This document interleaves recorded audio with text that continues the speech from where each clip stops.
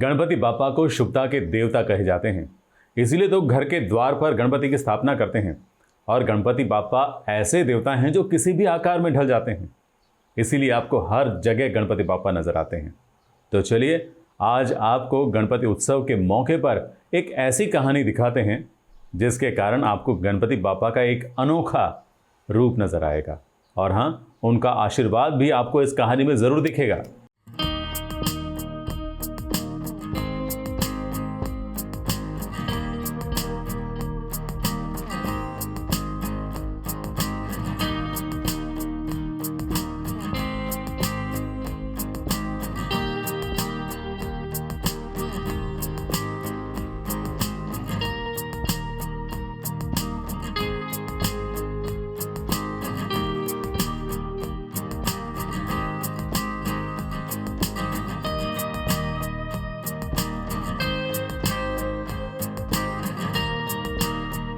अभिनेत्री शिल्पा शेट्टी ने इस साल भी गणेश उत्सव का जश्न धूमधाम और पूरे जोश और खरोश के साथ मनाया। पति राज कुंद्रा भले ही इन दिनों जेल में बंद हों, लेकिन शिल्पा शेट्टी के चेहरे पर बप्पा के आगमन और फिर उनकी विदाई का जोश पहले जैसा ही दिखा।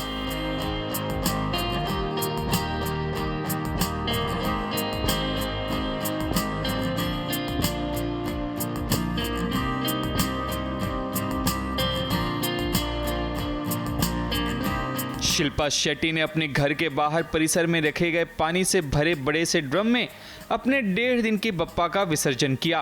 पिछले कुछ सालों से शिल्पा शेट्टी इसी तरह से इको फ्रेंडली अंदाज में विघ्नहर्ता का विसर्जन करती आ रही हैं।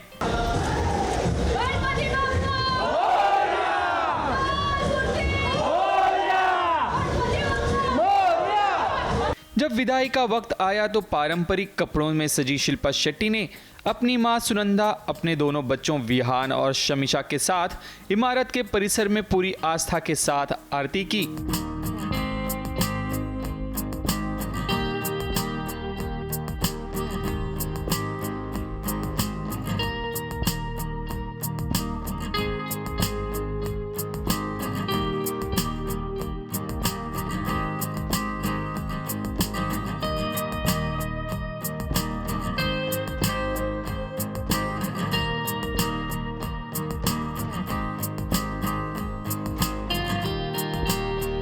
शिल्पा शेट्टी ने आरती खत्म होने के बाद बप्पा की आखिरी विदाई के तौर पर जोर से जमीन पर नारियल फोड़ा और अपनी एक सहेली के साथ बप्पा को उठाए विसर्जन के लिए कृत्रिम तालाब की ओर बढ़ी। अपने इको फ्रेंडली बप्पा को पानी में विसर्जित करने के बाद शिल्पा ने फिर जोर जोर से गणपति बप्पा मोरया, पुरचा वर्षी लौकर या के नारे लगाए। जाते जाते शिल्पा ने खास फरमाइश पर अपने दोनों बच्चों के साथ मुस्कुराते हुए पोज भी किया। शिल्पा शेट्टी पिछले कई सालों से अपने घर पर बप्पा को विराजमान करती आ रही हैं। हर बार बप्पा शिल्पा शेट्टी के घर 1.5 दिन के मेहमान बनकर आते हैं।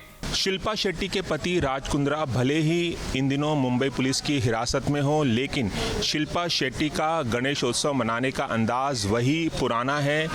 उसी जोश के साथ शिल्पा शेट्टी ने अपने घर पर बापा का स्वागत किया, उनकी सेवा की और 1.5 दिन के बाद उन्होंने बापा का विसर्जन अपने बंगले के प्रांगण में किया। कैमरामैन रवि पांचाल के साथ रवि जैन, एबीपी न्यूज़ मुंबई।